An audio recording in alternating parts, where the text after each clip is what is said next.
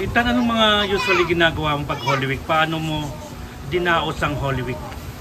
Po? Paano mo dinaos ang Holy Week? Ngayon? Hindi bukas. Dito naman. Joke lang, go. Ito, nandito po kami ngayon sa LU.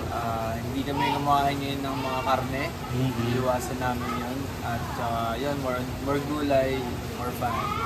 Ayun. Meron ka bang mga pinagtitika o pinagsisihan pag ganitong Holy Week? Meron po, syempre, mga kasalanan natin. Pinagdarasal ko yung bago ng Holy Week. Humingi na ako na agad ng tawad sa Panginoon. Yung pagigimik pag Holy Week ng mga millennials, anong stand mo dyan? Yung mga gimmick-gimmick? Sa akin, wala naman yun eh. Para sa akin, nasa sa kanila yun. Gusto nilang gumimik. Diba? Kasi ako, pagka ganong mga pag gantong holiday, hindi ko feel gumimik. Kasi syempre, delikado. Yun nga, para si Jesus.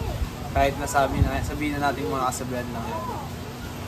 Ewan ko, ako pinaniniwalaan ko eh. Ayun lang. Anong pinagkakabalan natin ngayon? Ngayon, ayun, ito, dito kami ngayon sa LU, nagbabasyon. Tsaka, ayun, kakatapos ang dinashoot namin sa Hiraya. Ayun. So, anong bagong mapapansin sa Hiraya? Anong challenge na na-encounter mo sa pelikulang yan? Ang pinaka-challenge na na-encounter ko sa pelikulang to, ngayon lang kasi ako nagkaroon ng role na ganito. Yung matured role. Kasi lahat ng movie ko, more on bata ako, high school ako, estudyante ako. Dito kasi, iba yung role ko eh. Matured role to eh. Gaano ka matured yun? Sobrang matured kasi sana yun eh. Kumbaga, parang isa akong agawan. Okay. Agawan. Mga ganung bagay. Sa paningin ko, ito yung pinaka-role na nagustuhan ko kasi nakikita ko na meron pa pala ibang kayang gawin. Hindi lang pala puro bata, gano'n, puro mga batang role. Kaya gusto ko pa explore lahat ng mga role na, yun nga, yung mga matured role. Kasi mas nakikilala ko yung sarili ko at saka mas nagkakaroon ako ng confidence na umarte. Sabi nila, Ethan, ano daw, parang bumongga raw ang acting mo dito. Ibang Ethan daw mapapanood.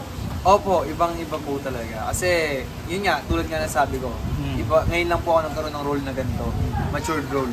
So, ibang-iba kasi yung mga napanood natin sa Viva Max na Ethan Rosales eh. Kumbaga ito yung pinakaunang simula ng pagbabago ng change of character ko. Pero yung acting daw mas malalim siya eh. Parang mas makikitang actor siya dito. Kaya nakita yun kasi sobrang inintindi ko yung script and then basta para sa akin kasi pag nasa shooting na ako, ayoko nang hindi ko kabisado yung linya ko, hindi ko alam yung scenario dito, hindi ko alam yung expression ko dito.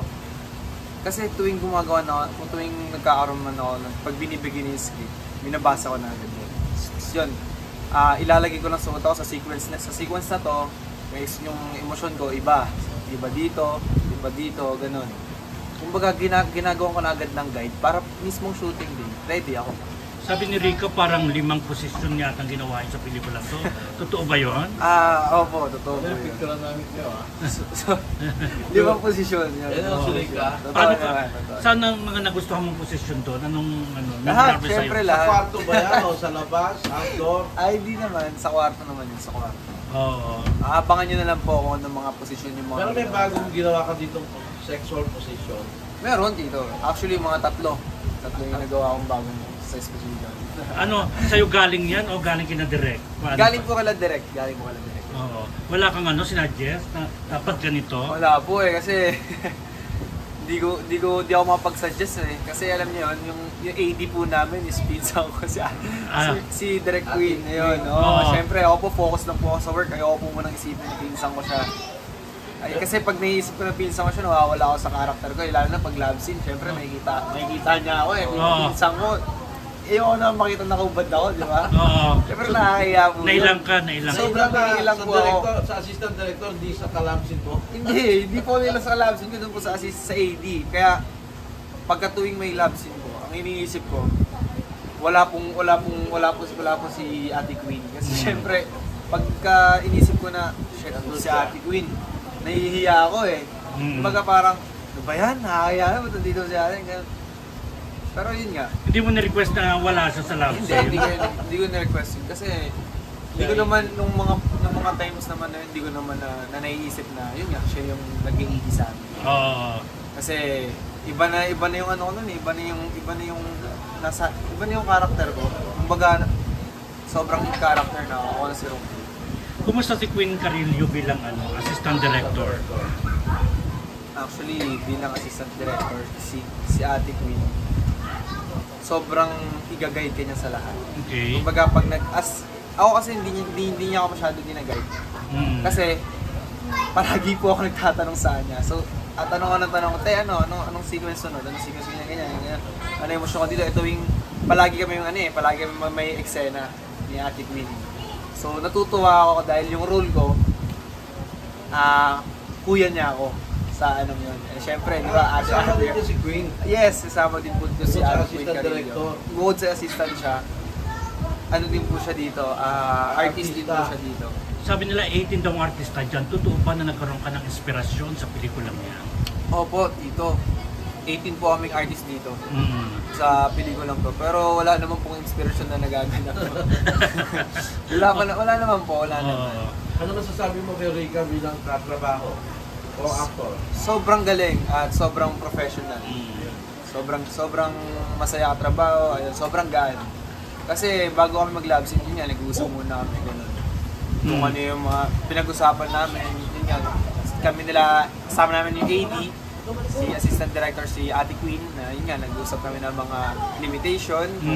Siyempre, bawal touching, ganyan. Yun, yung mga ganun. So, ganun mo siya inalagaan? Bawal ang touching or something? Yes po, sa lahat na, sa mga movie ko naman po ngayon na papalabas. Hindi na po kasi talaga yung, Yun. sorry. Sige, tuloy na. Sa mga palabas? Sa mga palabas po ngayon kasi hindi naman po kailangan na hawakan po talaga yung ano eh. Pwede naman po natin dugain yun eh. Ayun lang. Ano masasabi mo sa mga ibang Viva Max actor na nagiging, nagtitake advantage sa partner to the point na yung iba nagtatanggal pa rin ng plaster? Uy! Oh. Ikaw ba nagawa mo ba yung gano'n? Ay, hindi po. Unprofessional po yung gano'n. Hindi ko po masasabi na tama yun. Mali yun. Huwag po natin tularan yun, guys. Ayun. Wag. Pero ikaw hindi ba respeto sa babae yun, syempre. hindi ka ba dumating sa point na nadala na parang gusto mo rin tanggalin ng Hindi plaster? po eh, kasi pagka ganun, wala akong nararamdaman eh. Trabaho ko to eh. Pagka, work is work. Kung ano man yung pagkakat dito, wala na. Trabaho lang yun. Ayun lang yung sa akin. Yun. Ethan, siyempre ang dami mo ng pelikulang napanood sa Viva Max, di ba? Tapos ang gwapo mo. Hindi maano yung mga indecent proposal lalo na sa mga gays. Kasi talaga isa ka talaga sa mga Viva Max actor talaga na gwapo talaga. Hindi naman. Kung pinuputakti ka ng indecent proposal. Madami po na, yun nga, marami talaga. Pero syempre, pas po kasi ako sa mga ganung bagay eh. Kumbaga mas gusto ko po kasi yung pinagtatrabaho ko. Meron kami may nasyaga pong chicks, ang yaman-yaman daw, ang ganda ng offer sa'yo, pero tinanggihan mo. Yes po. Gano'ng kahirap yun? Paano ba? Parang biglang yaman ka na kagad dun eh. Parang mahirap Opo, kung tatanggapin ko po yung ganung hindi ko naman po kayang, alam ko yun, paano ko ba sabihin to? Mabibigyan ka raw ng break, ganun. Opo, pero mahirap naman po yung kapalit doon, di ba po? Pas po kasi ako sa ganun. Hindi ka nagdalawang isip na sana tinanggap ko itong offer na to? Hindi ka na-tempt? Nagdalawang isip po, tsaka lang. Siyempre, doon yung temptation, pero pas po kasi ako sa ganun. Hindi po. Wala po sa linya ko. May kismis. Kumbaga, ang gusto ko po kasi, mas masarap po kasi, alam nyo yun na yumaman ka dahil pinaghirapan. Tama. Hindi yumaman ka dahil sa kumapit ka sa pagalo. ay ganon. Diba? Pero hindi mo masisisi yung ibang Hindi ko kumakapit. masisisi yung ibang tao Na dahil practical. wala akong inaano. Hindi ako against sa mga ganon. Mm. Ang sa akin lang yun. Oo. Hindi ako against sa lahat ng ano. Kasi marami akong kaibigan na ganon. Hindi ako against doon. Mm. Kumbaga natutuwa nga ako kasi syempre nakakaangat na sila. Hindi mo sila inuustahan. Hindi na para husgahan. Wala akong pakis kung ano man yung ano nila. Kung practical Basta sila, natutuwa ako na nakakaangat ng mga kaibigan. wapakils ka kung practical sila sa buhay. Oo naman. Mm. Praktikalan talaga sa buhay. Oo. Bakit di ka practical? Depende po kasi depende kung sa panahon na gipit na tayo, di ba? Di ba? Sa mga ngayon naman dito, medyo okay pa naman May mga tayo. project marami namang project. Marami naman pong binibigay yung si Tita Lynn na project sa akin, kaya may okay naman po. Hindi naman po para kumapit sa pantalin. Pero ikaw ba, ay friend, okay lang? O sige. Tuloy mo. Hindi ka ba natukso na may chismis din na isang TV host daw ang ano sa'yo? Parang gigil na gigil, tinitext ka. Pero totoo ba yun? Sino po? Ha? Isang gay TV host TV daw host nakagusto sa'yo. KTV House? TV host. TV host? Oo. Gay TV host. Wala, di ko po wala. Okay. Siya po? Opo, nag-message po siya sa akin yun nga. Oo. Ayun, okay naman po. Ini-invite niya po ako na, ayun nga, meet daw po kami, ganyan. Sabi ko, sige, next time, ganyan, pagka hindi na busy. Pero, syempre, ayoko pa rin kasi nahihiya po ako eh. Pero ibig sabihin, type ka niya eh. Kaya ganun yun eh. Ganun po ba yun?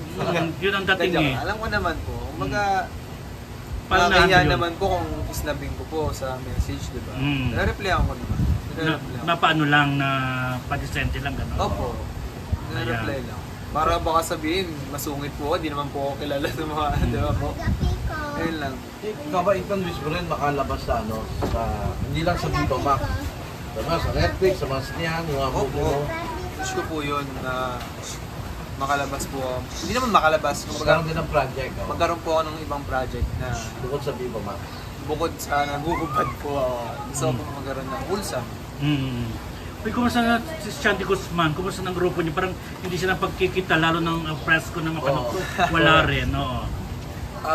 No comment po ako dyan eh. Kasi sa ngayon, hindi ko po alam kung ano pong nangyayari sa kanya. Ayun, no ayun. comment po ako. Okay. Kung gagawa ka ng project sa labas ng Viva Max, sinong artista o actress ang gusto mong nakatrabaho at bakit? Siguro po si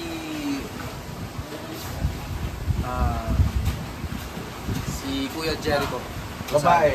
Babae. Ba? Hindi, si ano po, Sino? si Liza Soberano or si Nadine. Lustre. Lustre, oh. Bakit sila? Nadine Lustre. Liza or Nadine? Ewan ko po, crush ko po kasi sila, bata pa lang ako eh.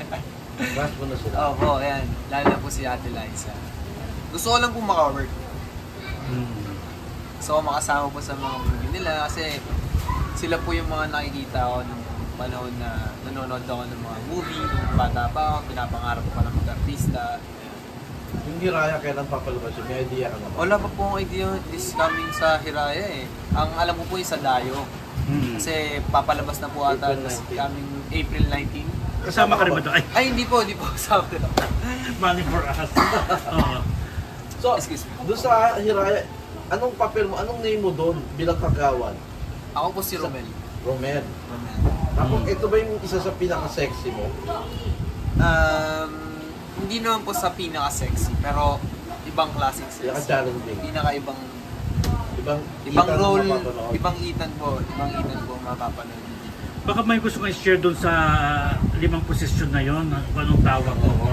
Baka, kahit isa o dalawa. Na naging favorite mo na ganung posisyon. Sige po, share tayo. Siguro yung isa doon, yung spoon. Ano? Spoon position. Ano yun? Spooning. Spoon, para kutsara? Parang ganun. Ano yun? Nakita mo! Hindi ko alam kung anong tawag doon, spooning. I don't know eh, kasi anumutang ko nung tawag kasi hindi ko rin alam. Tapos nalaman ko lang yung sinabi na Ganun sinabi pala nga yan. na ayun pala yung tawag sa posisyon na yun. Paano yun? Yung babae, nasaan ang babae, nasaan ang partner mo?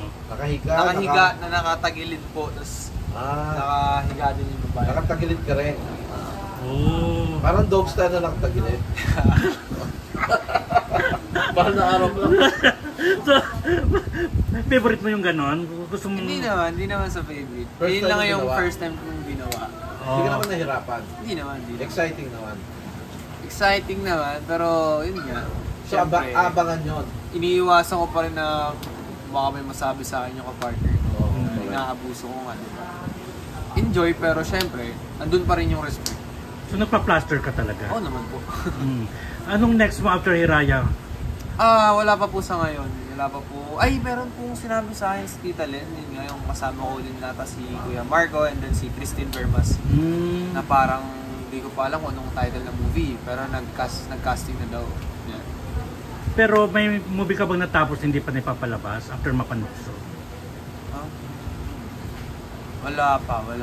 So itong Hiraya ang Itong abangan. Hiraya. Parang Mayo yata ipapalabas. Oo. Okay na yun. Okay. So thank you, Ethan. Thank you. Salamat, Thank you. Ethan. Thank you po. Thank you.